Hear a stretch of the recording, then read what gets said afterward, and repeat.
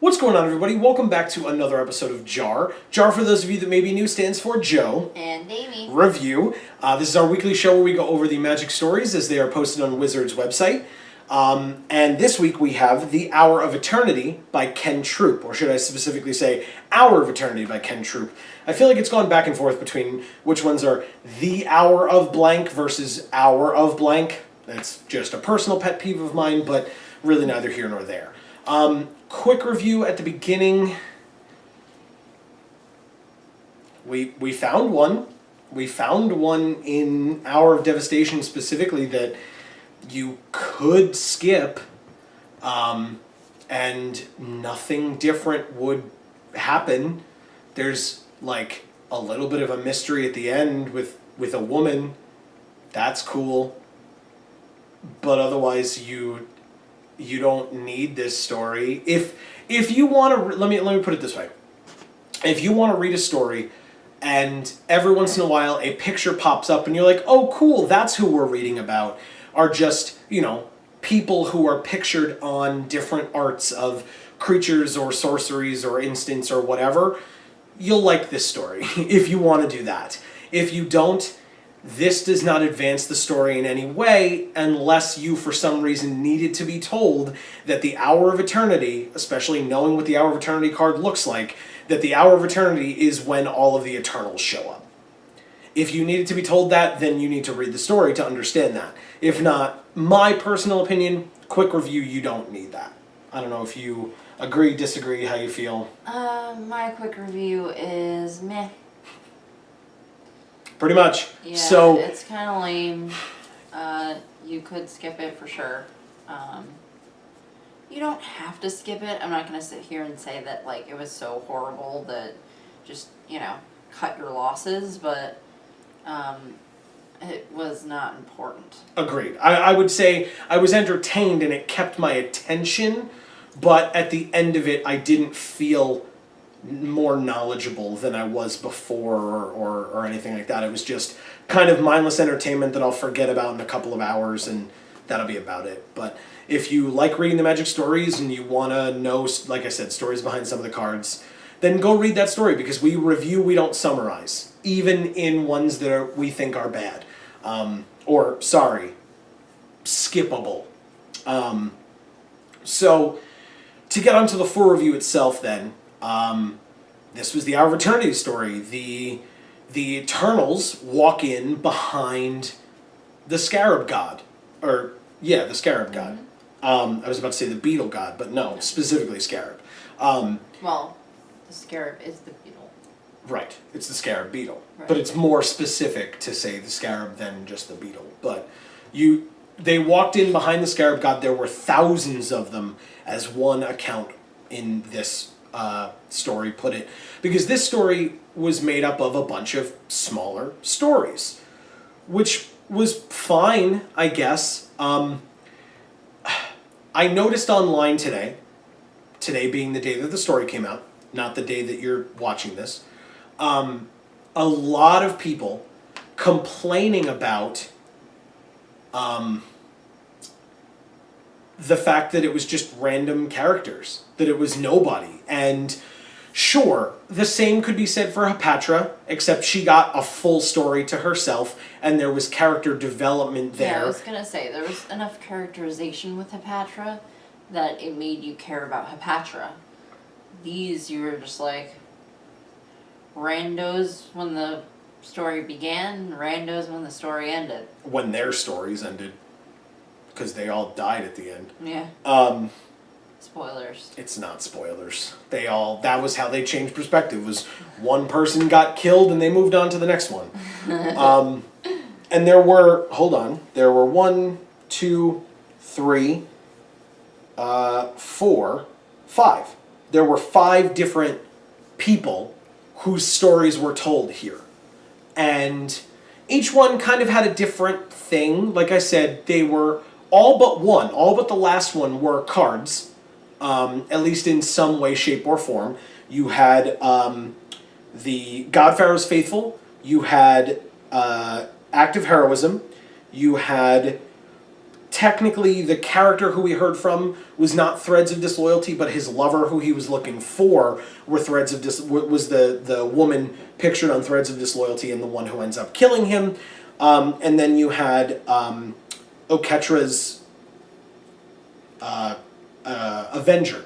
Oketra's Avenger, who was the one holding her spear, but it's really Oketra's arrow. It's just huge, so it was a spear. And that one was the first one where we saw an actual Eternal die, and the only one where we saw an actual Eternal die.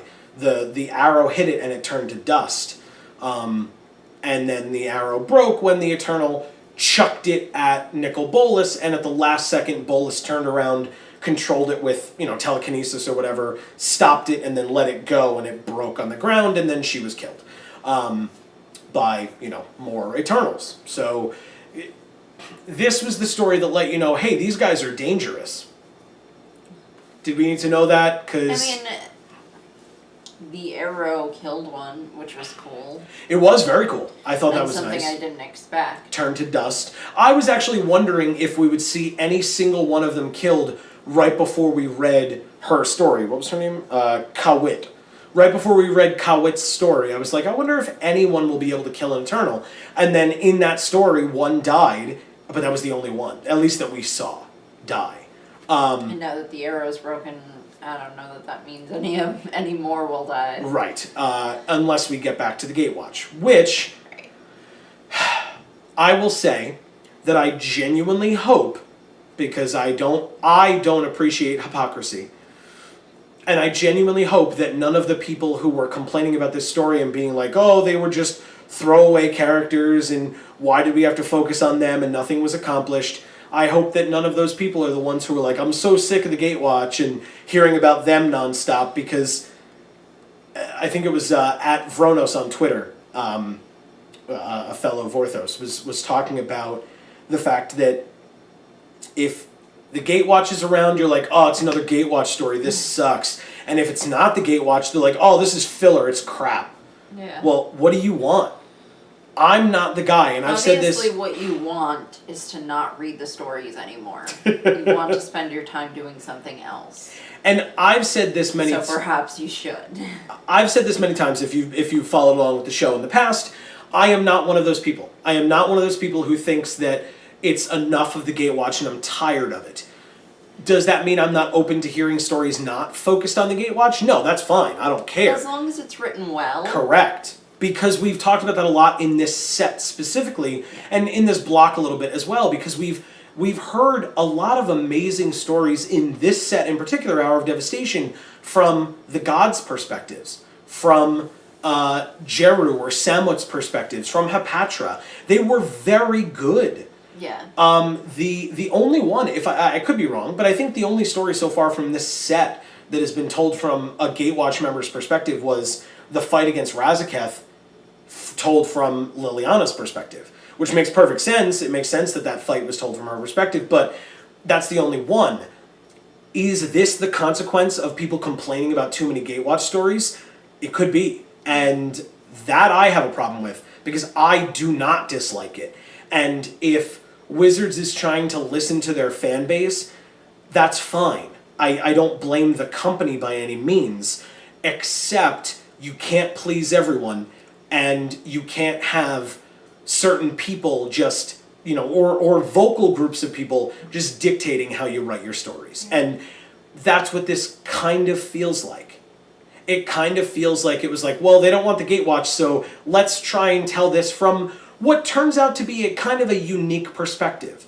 You see different kinds of people fighting the Eternals or dealing with the Eternals, because Amanakti, who at the end didn't really fight, despite the fact that he would visibly look to be the one who would be best equipped to fight them, because he is broad-shouldered and big and strong, but he said not brave and not a fighter, and but he used his dying breath, basically, or, some of his last moments to protect a child and keep a child safe from the Eternals. But still, this is what... And it was kind of because he admired the child for being brave. Yeah. Because it wasn't crying the whole time. Right. And it was still unwilling to move even when he was calling out for help from this mystery woman. A lot of people, well, a number of people that I have seen have been saying, oh, it's Elspeth. I think it's Elspeth. They talk about the sun, and she's the sun's champion. I doubt it. If it is, that's real dumb, because what is she doing there? Is it Samut returned back from her planeswalk? Maybe. Is it a member of the Gatewatch who he just doesn't know? Maybe. Could it be Liliana?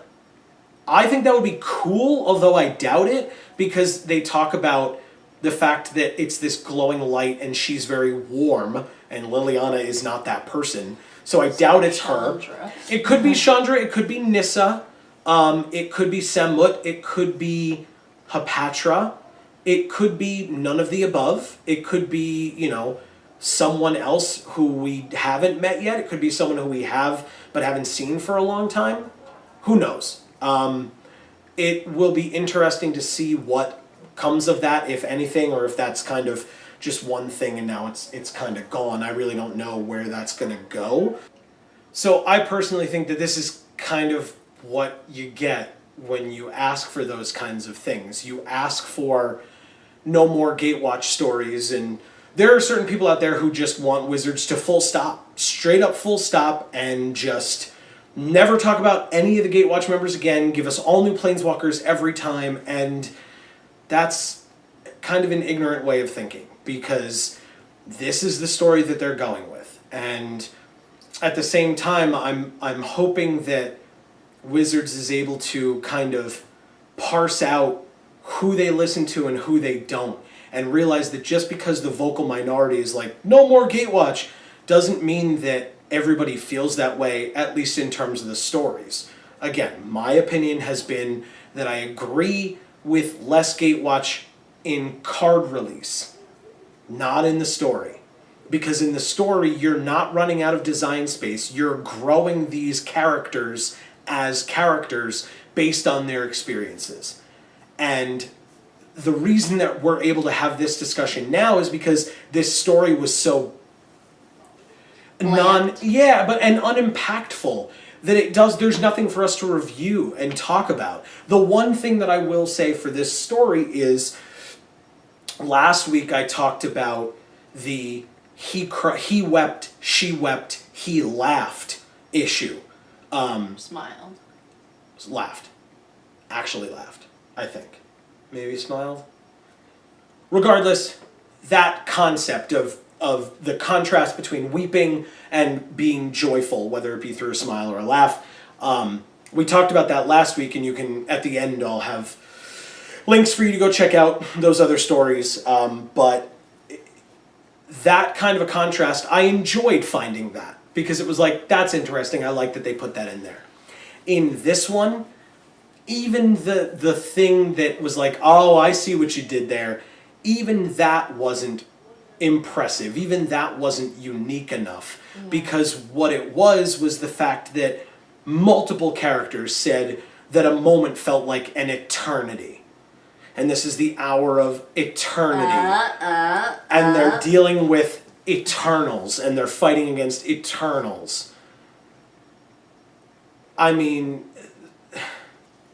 that's the kind of thing that could be written by a high school or middle school student, not a professional writing team. And again, I don't think that this is fully on Wizards. I'm also not going to be a Wizards apologist and say that they can do no wrong and they can never write a bad story. They've written bad stories, and we've talked about that in the past. It has been quite some time since we have talked about a bad story. And again, was this story bad in the grand scheme of stories? Yes, in comparison to the other ones.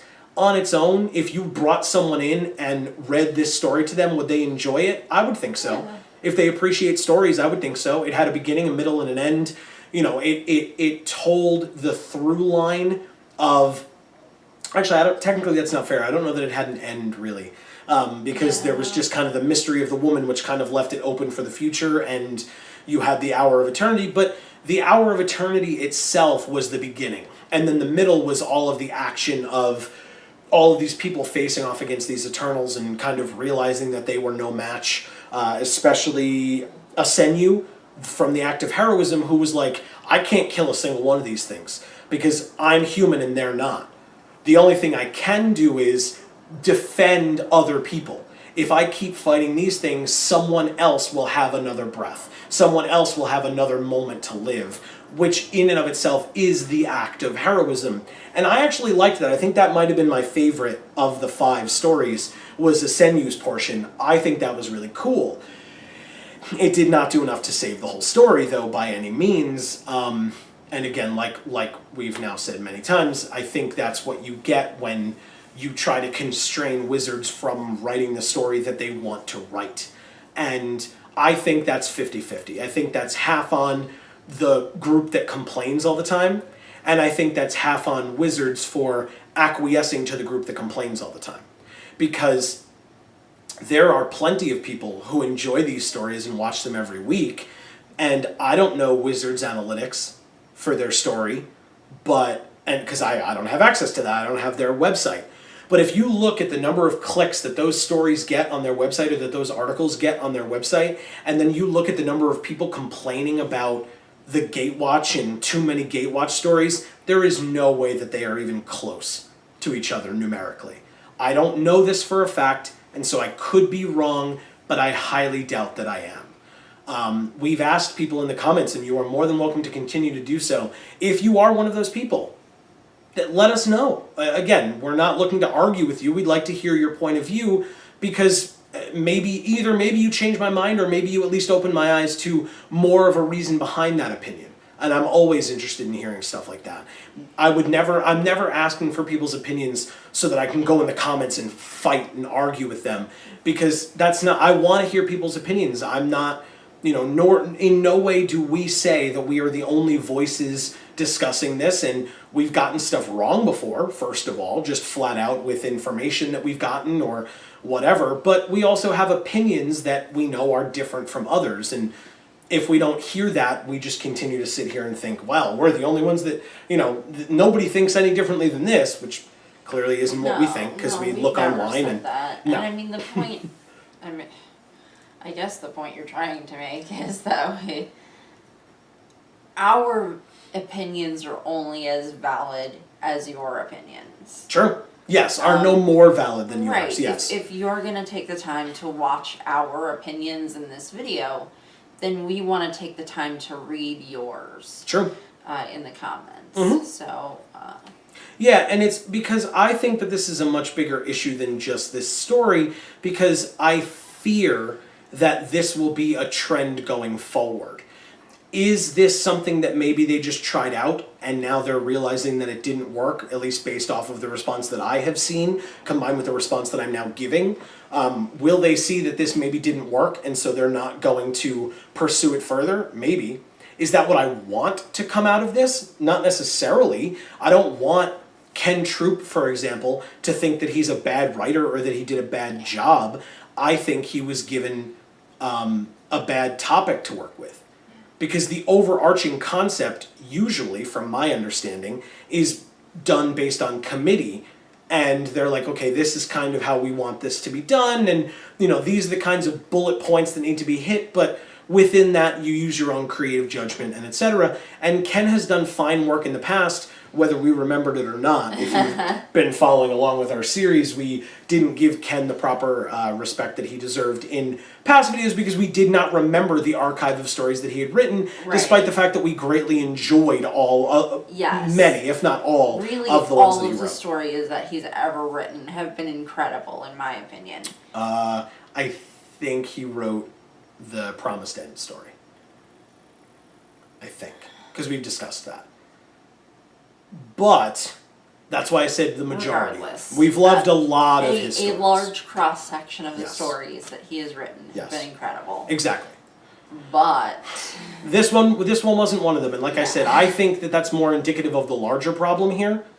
That's my opinion, and I look forward to hearing yours. But this was the definition of a throwaway story. And my what I had put out of my head as a fear, this was one of the 4 story spotlights, or the 4th story spotlight, one of the 5. And this was a bad one. This was the 4th of 5 story spotlight cards, and they made at least one of them bad. And the first 3 were amazing. They were so good, and they were so interesting to read. And this one just fell flat. And it really was disappointing to me, because Hour of Devastation is the 5th and final, which, whether it's next week, whether it's the week after, who knows? But, well, Wizards knows. I don't know. But... Yeah, I feel like there could have been so much put into this story, and there just wasn't. Exactly. I think, well, and the other thing is, I said this already, but I didn't gain any new information from this. The Eternals are dangerous. You want to know something? To be completely honest, I played in pre-release this past weekend, and we'll talk more about that at the end. But I played in pre-releases this past weekend, and I faced afflict creatures. Creatures with afflict are the Eternals. Eternalized creatures are the creatures that come back as 4/4s. I know that they are super dangerous because I faced them in the card game. And I know that anytime one of those guys comes out, I'm like, well, that's a problem. I'm going to either block that afflict creature and take damage just trying to kill it with one of my creatures, or I'm going to kill that smaller creature that had a nominal effect, and then it's going to come back with a much larger effect as a 4/4 Eternalized creature. I know they're dangerous. And this story, didn't do anything more to show their danger to me than the cards did. And it's a different medium. The story should be able to show me people that I care about fighting against these Eternals and struggling. Do I need to see them die? No, because they can discuss all the other people around them who are dying to show that off. You can show people who we know and who we care about actually struggling like all the gods did. Right. You know, sure, Hazaret is the only one that didn't die of the gods, but do you have any question in your mind after reading those past stories that the Scorpion God is a problem? The Scorpion God killed, 3-4 gods and died halfway through in the process, and then came back and still killed 2? I'm sorry, Nicol Bolas killed Bantu, technically. So, killed 3 gods, but died after killing the first one, and then came back and killed 2 more. So, I mean, there's no question in my mind that the Scorpion God is dangerous and questionably unbeatable, because we haven't seen it yet. We haven't seen a way yet. And who knows if we will, because we know that the Gatewatch get defeated. You know, defeated doesn't mean die, because they have to continue on, but defeated by Nicol Bolas, and there's more to come from that in the sets and blocks to come. But yeah, I didn't need this story told in this way to show me how dangerous the Eternals were. I feel like I didn't get anything out of that. I know you've kind of been agreeing with me a lot here, but I don't know if you have anything more. I kind of jumped on this one because I was really passionate about it. But yeah, I don't really have much to say about this one except that it's lame. There you go. Honestly and truthfully, let us know what you think. We said that already in the comments below. What I did like about this story, I liked the wording, the imagery that occurred in it. Okay. But that's pretty much it. Okay. Yeah, I mean, there were some words in there and some phrasing that I liked a lot, and the imagery that I wasn't necessarily expecting when the rest of it was so drab. I do actually have to say one last point that I wanted to bring up actually about this story, surprisingly. Nyla, the first person who we focused on, who was portrayed on the card, or at least by the card, God Pharaoh's Faithful. The crazy believer who the Eternal showed up and she was like, yes, kill me, I can't wait to be one of you. That was very uncomfortable. Yeah. Like, very uncomfortable. Because there are much deeper conversations that we could have about the parallels to our world that were portrayed by that woman in this story, and I don't need to say them because I'm sure you guys have different things in your head as to what they are, and I've thought of some, but probably not all of the things that you're thinking of, but it's just that concept of someone who is fully immersed in their beliefs, and even when the contrary points to their beliefs are staring them in the face, they still just so vehemently believe in them that they are willing to go all the way. And in this case, she was willing to die to believe that that would allow her to become an Eternal, which was what she was promised. And she saw that still somehow. But it wasn't what she was promised, but she let that distortion happen in her mind so that perhaps so that her psyche wouldn't just break down. But she welcomed every stab, she loved every second of it, and was grateful and looked forward to it and liked it, and that made me real uncomfortable, I'm not gonna lie. Yeah, I mean... And that was how you started the story. Right. If that was the last one and you left me feeling uncomfortable, I wouldn't appreciate that either. Right. But if you had put it in the middle, the act of heroism story with Asenyu was great. I loved that part. Start with that one. Then move on to this crazy believer person, and you can bookend it with Oketra's Avenger with Kawit or Jenub looking for his lover, Makare. Whatever. Not the first and not the last. It was just so weird to me and disturbing that I didn't appreciate it being the first thing that I read, because it kind of put me in that mindset for the rest of the story. That was, like, again, a little bit of discomfort. Yeah, I can understand where you're coming from with that. I can't agree with that. I feel like... Okay. I don't know. I think there's a lot more analysis that could be done on that if you want to start getting into, psychology and whatnot. Yeah. And I think that could be an interesting conversation, which we could have in the comments if people wanted to go there, but I don't see a need. Again, none of these characters are in any way poignant. None of them are living past this story. No, and presumably, so except for the woman at the end. Yes. And none of these characters will we ever see again. Right. Even to say, oh, I recognize that person, that's so-and-so, because no character that we knew was involved in this story in any way enough to then have them see them later as an Eternal or a Worthy or whatever, and anointed, to then make us feel bad or whatever. So I know I said this the last thing. The last thing was I thought it was interesting, and I hope they go further with it, but I don't know how. That they mentioned that some anointed showed up and started preparing Oketra for mummification.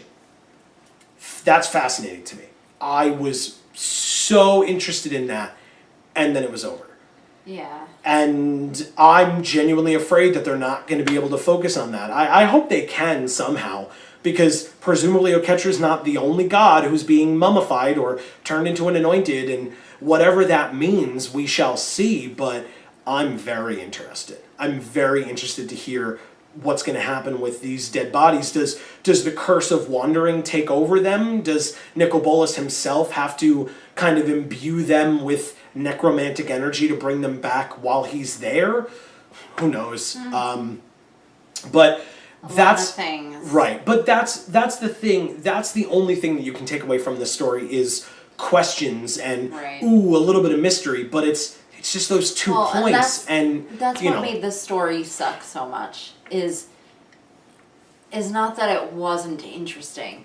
It's that we had so many questions to answer, and none of them got answered. Well, and so now that's that many more questions that have to be crammed into the next story. Yes. And which means that one's not going to be as good as it could be either. And that's the problem, because I'll challenge you a little bit on something you said, is that I don't have problems with stories that bring up questions. What I have a problem with is, like you said, stories that bring up questions that compound on other questions that it doesn't look like we have time to answer.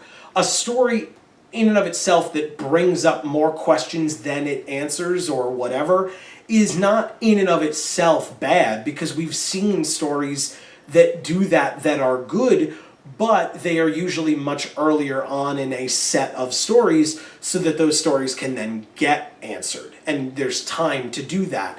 And I fear that there isn't enough time to do that, or, and then why do it? Why have put it in here in that way? Exactly. And I'm just upset because I had questions. I wanted some of them to be answered in this story, and literally zero were. And more were presented. I don't care if more are presented. I care if any are answered. Okay. You're wasting my time. That's fair. That's what it is. And again, my problem, as it has always been, is that this is a story spotlight card. And you have made a point, you being the story team or R&D or whoever, that story spotlight cards are going to be important. They're going to be moments in the story that are important, and that we as members of, viewers or whatever, that these are moments that we can latch on to within the story. And I understand that you had this through line of 5 hours, 5 story spotlights. I get it. But you did such a good job with the first 3 hours. Revelation, Promise, and the other one that I'm not going to remember because I went into this and knew I wasn't going to remember. And then we have now Eternity, and later Hour of Devastation. And I hope that Hour of Devastation is good, because the card is sure amazing. And it's the name of the set itself, and it depicts Nicol Bolas, destroying creatures, planeswalkers, whatever. So it should be a big deal. It should be the anguished unmaking of this set. You know what I mean? It should be that moment. This story should have been too, and the story before it should have been too, because that was really the climax of the story. Nicol Bolas is here now. He's actually present and walking through. And last week's story we said it was like... yeah. Well, last week's story... And then this story, the story following the climax, is even less... Yeah. impactful. Right. And we really needed it to be more impactful than the climax story, because the climax wasn't impactful enough. Yes. And it was less so. I think last week's story was just okay, and this week's story was less than okay. And so it's gone down, which for you guys would be this way. It's gone down so far. And I'm hoping next week we at least start curving back up, if not shoot back up, because I don't know. I don't know what next week is, whether it's straight to Hour of Devastation, whether the Gatewatch's defeat gets its own individual story, or whether it gets thrown in with Hour of Devastation. I'm not sure. We will have to wait and see, but it was very troublesome. It was very worrisome to me that this is the trend that we started was, we were up here and the stories were great. And did they go like up and down a little bit? Sure. But last week it dropped, and it was kind of like, whoa, what's going on? Why are we down here now? And then this week's story dropped even more, and that's, if you notice now, why we're like, all right, that's enough. This is too much, or not enough, whatever you want to say.